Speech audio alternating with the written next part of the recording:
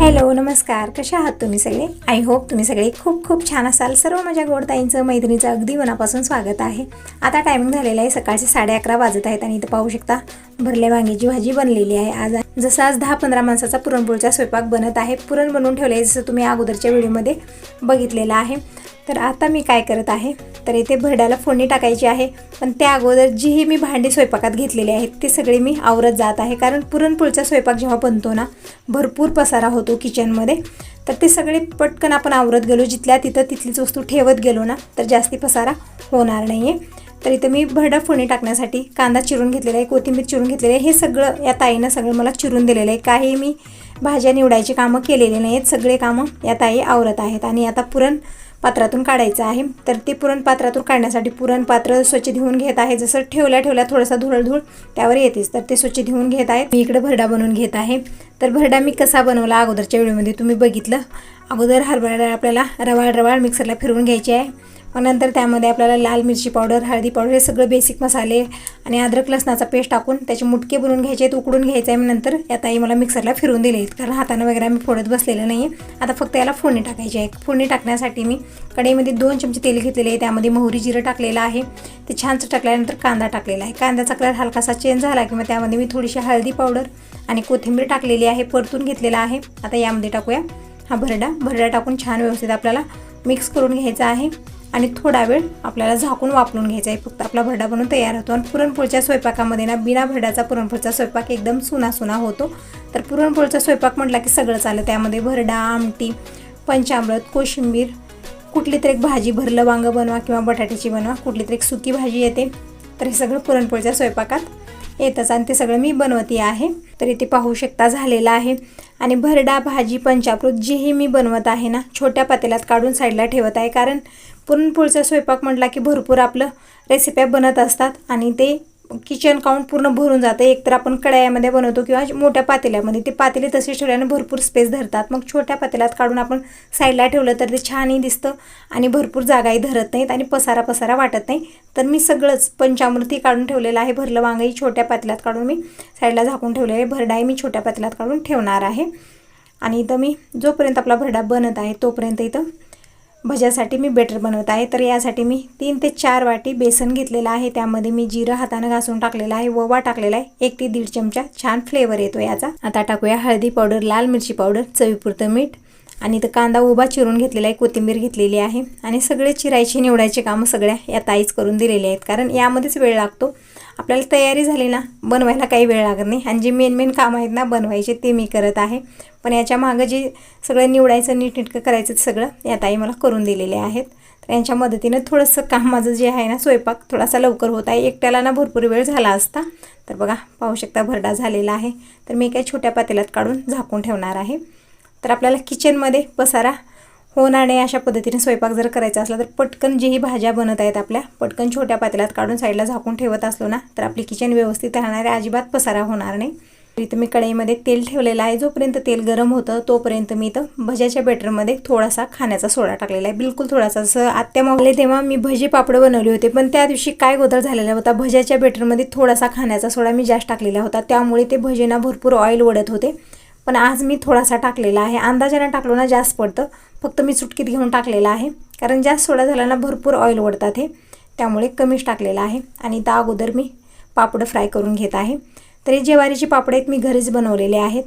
आणि याचा व्हिडिओ तुम्हाला बघायचा असला तर याची लिंक मी डिस्क्रिप्शन बॉक्समध्ये देईन, तुम्ही जाऊन पहा. एकदम मस्त हे पापड बनतात, एकदम क्रिस्पी. जेव्हाही पुरणपोळीचा स्वयंपाक बनवतो किंवा अधोमध साधा स्वयंपाकी बनवला, अधोमध कधी चहासोबतही आपल्याला करायचं असलं फ्राय करून आपण हे पापड खाऊ शकतो. एकदम टेस्टी लागतो. जसं तांदळाचा रव्याचा पापड बनतो पण त्या मुकाबल्यामध्ये आपल्याला ज्वारीचा पापड एकदम टेस्टी लागतो. तर हा जर व्हिडिओ तुम्हाला बघायचा असला तर याची लिंक मी डिस्क्रिप्शन बॉक्समध्ये देईन, तुम्ही जाऊन पाहू शकता। एकदम मस्त आपले हे ज्वारीचे पापड बनवू शकता। आता तसं तर या दिवसामध्ये ऊन भरपूर आहे, तुम्ही हे पापड बनवू शकता। एक वर्षभर टिकून राहतात, जेव्हाही आपलं मन होईल त्या दिवशी आपण हे फ्राय करून खाऊ शकतो आणि एकदम मस्त आणि एकदम टेस्टी हे पापड लागतात। जसं आपण रेडीमेड बाजारात नाही आणतो, नंतर घरामध्ये तांदळाचं ह्याचं त्याचं बनवतो, पण त्यापेक्षा ज्वारीचे पापड बघून करून पहा तुम्ही, एकदम मस्त चवदार हे पापड बनतं। तर इथं सगळे पापड मी फ्राय करून घेतलेले आहेत। आता मी भजे काढत आहे आणि या ताईंचं पुरणही पुरण पात्रातून काढणं झालेलं आहे। तर ते सगळं त्यांनी जे पातेलं आहे ना पुरण शिजवलेलं ते धुवून त्याचीच आमटी बनते, एकदम टेस्टी आमटी बनते। तर त्याच्यामध्ये पाणी घालून ते दिलेले आहेत आणि चिंच वगैरे कोळून ठेवले। आमटीची पूर्ण तयारी झालेली आहे। आता फक्त मला आमटी बनवायची आहे, इतके भजे तळून घ्यायचे आहेत, पापडे फ्राय झालेले आहेत आणि सगळे पापड या ताई कवरमध्ये घालून ठेवत आहेत। असं ठेवल्यानं ना पापड आपले अजिबात असं मऊ पडणार नाही, नरम पडणार नाही, त्याला हवा लागणार नाही। तर कवरमध्ये घालून ठेवायचं पटकन आणि याने व्यवस्थित दिसतं, जसं खूप सारा पसारा वाटत नाही। तर तुम्ही पाहिलं मी सगळं जे हे केलेलं आहे सगळं काढून ठेवलेलं आहे आणि पापडही कवरमध्ये घालून साईडला ठेवून दिलेलं आहे। तर भजे तळल्यानंतर लवकर गार होऊ नये म्हणून पसरट तोंडाच्या भांड्यात न ठेवता छोट्या तोंडाच्या भांड्यात तुम्ही भजे ठेवा। जसं गंज म्हणा पातेलं म्हणा यामध्ये भजे घालून झाकून ठेवलं ना तर भरपूर वेळ ते गरम राहतात। जसं पाहुण्यांना इन्व्हाइट केलेलं असलं किंवा काही कार्यक्रम असला तर त्या दिवशी पटकन जेवायला वाढता येत नाही, कारण सगळे एकत्र आल्यानंतरच आपल्याला जेवायला वाढायचं असतं। मग म्हणून तोपर्यंत आपण अशा पद्धतीने ठेवायचं, म्हणजे ते खूप वेळ गरम राहतात। तर इथं पूजेची मांडणी सुरू झालेली आहे। ब्राह्मण देवतांना आत्ताच फोन केलेला होता, त्यांना यायला आणखीन थोडा वेळ आहे। जसं ते सत्यनारायणच्या पूजेतच गेलेले आहेत, पण आज भरपूर पूजा असल्यामुळे यांना यायला वेळ झालेली आहे। तर पूजेची मांडणी आम्ही केलेली होती। तर आत्ता ब्राह्मण देवता आलेले आहेत आणि दिनीचे पप्पाही आल्यानंतर आंघोळ वगैरे करून पूजेला बसलेले आहेत। अगोदर जसं 5 वेळा श्रीकृष्णाचा अभिषेक झालेला आहे, मीही बसलेली होती पूजेमध्ये, पण तो काही मी व्हिडिओ बनवलेला नाही आहे, कारण आज खूप घाई गडबड शॉर्टमध्ये थोडासा व्हिडिओ मी बनवलेला आहे। तर अभिषेक झालेला आहे, पूजा झालेली आहे। आता इथं सत्यनारायणची कथा वाचत आहेत। तर कथाही झालेली आहे, सत्यनारायणची आरती झालेली आहे आणि पाहुणे मंडळी आलेले आहेत, त्यांचे पाय वगैरे धुवलेले आहेत। ते काही मी व्हिडिओ बनवलेला नाही आहे, कारण पाहुणे आल्यानंतर एकदमच घाई गडबड खूप झाली, त्यांना पाय धुवायला पाणी दिलं, मग नंतर त्यांची पूजा करून घेतली, मग त्यांना सगळ्यांना जेवायला वाढलेलं आहे। आणि इथं या ताईच पुरणपोळ्या बनवत आहेत, कारण मी जेवायला वाढत आहे सगळ्यांना आणि कुणाला चपात्या खायच्या आहेत ना ते चपातीही जेवत आहे। जसं मी तर तुम्हाला म्हणलं 10-15 माणसाचा स्वयंपाक बनत आहे, पण नाही 30 ते 40 लोकांचं जेवण झालेलं आहे। मलाही वाटलं नव्हतं की इतके सगळेजण येतील, पण यांचे मित्र आले आणि मीही शेजाऱ्यांचे 4-5 घरं सांगितलेले होते, तर सगळेजण आलेले आहेत। बाबांचे मित्र आलेले होते, आईच्या घरी सांगितलेलं होतं, पण त्यांच्याही घरी आजच नवं आहे म्हणून ते कोणी आलेलं नाही। पूजाच्या घरी सांगितलेलं होतं, पूजा आलेली नाही, पण माझे दीर आणि आजी आहे त्यांचा मुलगा, 2 जण आलेले होते, त्यांचंही जेवण झालेलं आहे। तर आता इव्हनिंगचे 5-5:30 वाजत आहेत। तर आता इथं मुलं जेवायला बसले आहेत, आणखीन जे ताई स्वयंपाक करू लागल्यात ना त्यांचं जेवण आणखीन झालेलं नाही आहे। तर त्या थोडासा उशीर केल्या, कारण पुरणपोळीचा स्वयंपाक जेव्हा बनला ना जेवायला वगैरे वाढलं मी, ते परत घरी गेलेल्या होत्या, मग आत्ताच आलेले आहेत। तर ते त्यांचे मुलं सगळे आलेले शाळेतनं, तर सगळ्यांना त्यांना मी गरम गरम पुरणपोळ्या करून जेवायला वाढत आहे। जसं पुरणपोळी ना गार झाल्यानंतर अजिबात छान लागत नाही, तर जसं पाहुणे येत जातात, ज्यांना मी इन्व्हाइट केले सगळे जसं येत जातात ना तसं मी त्यांना गरम गरमच पुरणपोळी करून वाढत आहे। असं एकत्र भरपूर पुरणपोळ्या मी बनवून ठेवलेल्या नाही आहेत, कारण पुरणपोळी गरमच छान लागते। थोडीशी धावपळ होते आपली, पण काही नाही, जे आपल्या घरात आलेले आहेत ना त्यांना पोट भरून जेवायला वाढलं तर आपलंही मन कसं बघा शांत वाटतं, छान वाटतं, मनाला एक शांती वाटते। तर आता पाहू शकता टायमिंग इव्हनिंगचे 6 वाजत आहेत, आणखीन मी तर पुरणपोळ्या बनवत आहे। सकाळी जसं 4 वाजल्यापासून मी उठलेली आहे, रात्रीचे 11 वाजलेत, आणखीन हाताला खण नाही। आणि किचनची अवस्था तुम्ही पाहू शकता, स्वयंपाक होईस तर मी पसारा अजिबात होऊ दिलेला नाही, पण नंतर अशी अवस्था झालेली किचनची आणि काढायचं मनी नाही, खूप थकलेली आहे मी। आता रात्रीचे 11:30 वाजलेले आहेत। तर सर्वांना गुड नाईट, भेटूया सकाळी। हॅलो नमस्कार, कशा आहात तुम्ही सगळे? आय होप तुम्ही सगळे खूप छान असाल। सर्व माझ्या गोडताईंचं मैत्रीचं अगदी मनापासून स्वागत आहे। आता टायमिंग झालेलं आहे सकाळचे 7:45 वाजत आहेत आणि आजचा वार आहे बुधवार, तारीख आहे 8 फेब्रुवारी। तर सर्वांना शुभ सकाळ।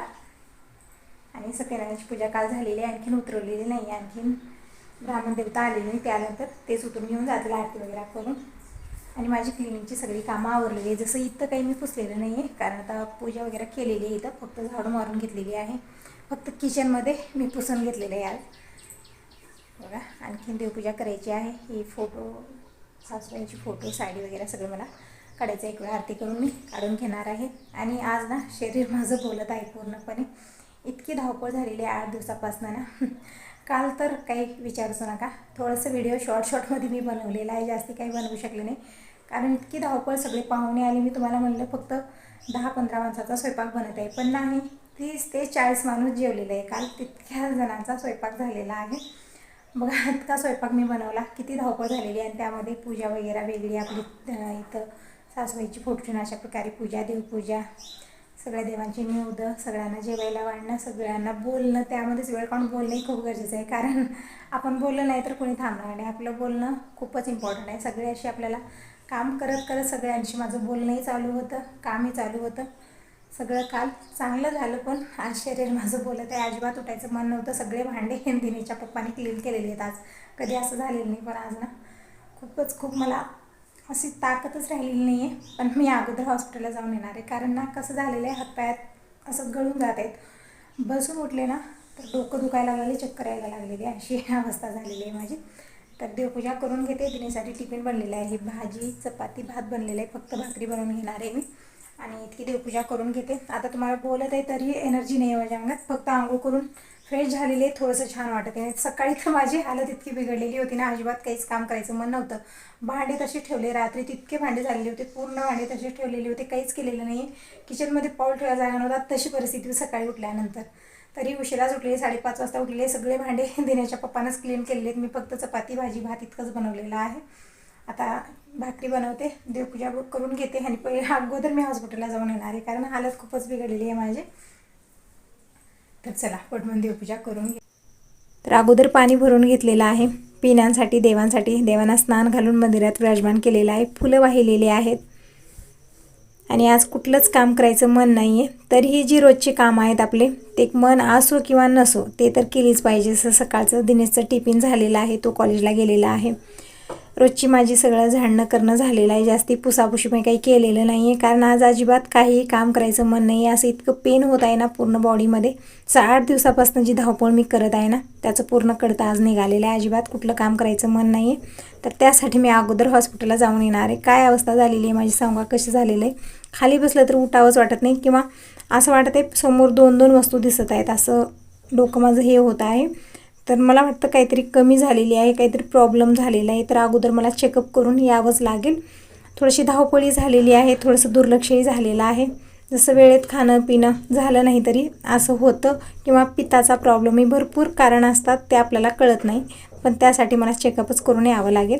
पण ही सत्यनारायण जसं रोजची देवपूजा करून घेतली आहे, तुळशीला पाणी घालून मी आलेली आहे. पण सत्यनारायणची पूजा उतरवण्यासाठी ब्राह्मण देवता येणार होते, पण ते आजही ना सत्यनारायणची पूजा करण्यासाठी गेले. जसं मी म्हटलं ना तुम्हाला 15 दिवस हे रोज चालत असतं. इथं सगळेजण नवं करतात, सत्यनारायणची पूजा करतात. मग ते गेलेले आहेत म्हणून म्हटलं. ते म्हणत होते की तुम्हीच पूजा उतरवा, सगळं बांधून ठेवा, मी येऊन नंतर घेऊन जाईल. तर ठीक आहे म्हटलं, पूजा उतरवणार आहे. तर इथे मी आरत्या लावून घेतलेल्या आहेत. देवांना मी नैवेद्य दाखवलेली, साखर ठेवलेली आहे, पुढं अगरबत्ती लावलेली आहे आणि पूजा उतरवून घेणार आहे. आणि मग अगोदर मी हॉस्पिटलला जाऊन येणार आहे, मग नंतर दुसरी कामं होत राहतील. कारण आपलं तब्येत ठीक आहे तरच सगळे काम आपले व्यवस्थित आहे. आपली तब्येत ठीक नसली नाही तरी कुठलंच काही नाही. तर इथं मी जी पूजेचं पाणी होतं तुळशीत कुंड्यात मी टाकून आलेली आहे. आणि जोपर्यंत मी पूजा उतरवत होते तर इथं पाहू शकता दूध सगळं उतू गेलेलं आहे. दूध मी ठेवलेलं होतं गॅसवर, पण ते गरमच होत नव्हतं. पुढे थांबलं तर गरम होत नाही. थोडंसं आपण इकडं तिकडं गेलो, आपली नजर हटली की झालं बघा, पूर्ण दूध उतू जातं. किती वेळा माझ्यासोबत असं झालेलं आहे. आणि इकडं मी बाबांसाठी पाणी ठेवलेलं आहे.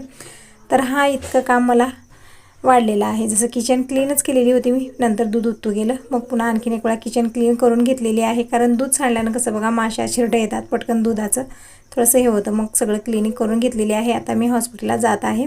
तर दिनेचे पप्पा आलेले आहेत बाईक घेऊन, बाईकवरच आम्ही जात आहोत. ते जेवण वगैरे काही केलेलं नाही. तर अगोदर मला दवाखान्यात दाखवून आल्यानंतर जेवण करूया असं म्हणत होते. कारण त्यांचंही मन बघा थोडंसं शांत नाही. घरामध्ये कुणाची तब्येत ठीक नसली की त्यांचं सगळ्यांचं लक्ष त्याच्याकडेच असतं.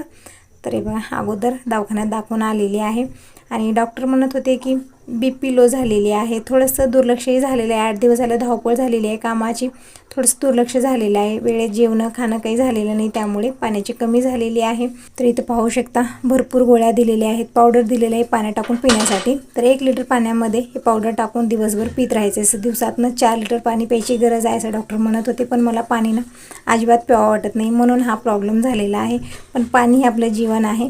एका वेळेला जेवण कमी करा, पण पाणी जास्त पिणं खूप गरजेचं आहे. पाणी कमी झालं ना शरीरात तर चक्कर येणं, डोकं जड येणं, डोळ्याला अंधार येणं हा सगळा प्रॉब्लेम मला होत होता आणि BP ही लो झालेली आहे. आमचं जेवण खाणं झालेलं आहे. दिनेश पप्पा आताच परत गॅरेजला गेले आहेत आणि जी गोळ्या मला दिलेल्या होत्या त्या गोळ्या घेतलेल्या आहेत आणि इथं पावडर पाण्यामध्ये मी मिक्स करून घेतलेलं आहे. तर डॉक्टरांनी सांगितलेले की दिवसातनं 4 लिटर पाणी प्यायची गरज आहे, पण पाणी जे आहे ना मला जातच नाही, त्यामुळे हा सगळा प्रॉब्लेम झालेला आहे. नारळ पाणी, ताक हे सगळं पिण्यासाठी सांगितलेलं आहे. तर पाणी हे आपलं जीवन आहे. थोडंसंही पाण्याची कमी झाली तर हा सगळा प्रॉब्लेम होतो. तर असो, आता या व्हिडिओला मी इथंच एंड करत आहे. हा व्हिडिओ चांगला वाटला असेल तर लाईक करा, सबस्क्राईब करा. Bye bye.